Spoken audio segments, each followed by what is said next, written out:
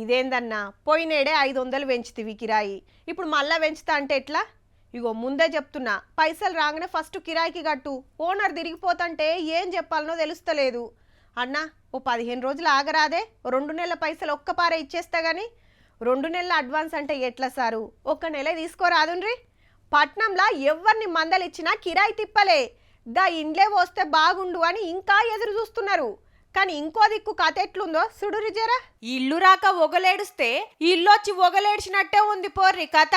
లేకుంటేంది, హైదరాబాదు, రంగారెడ్డి, మేడ్చల్ జిల్లాల 70,000 ఇండ్లు వంచితే 30,000 ఇండ్లకు ఇంకా తాళాలే ఉన్నాయి.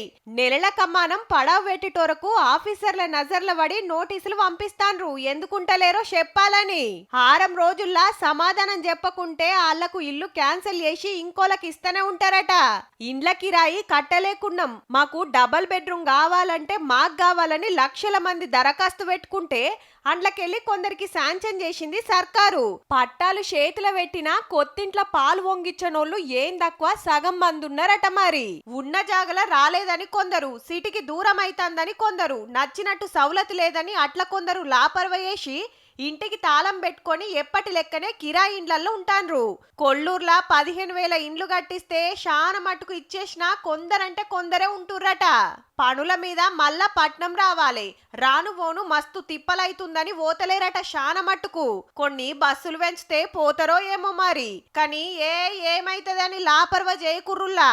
ఉంటలేరని మీ ఇల్లు ఇంకోలికి ఇయ్యగల, జర చూసుకోండ్రి.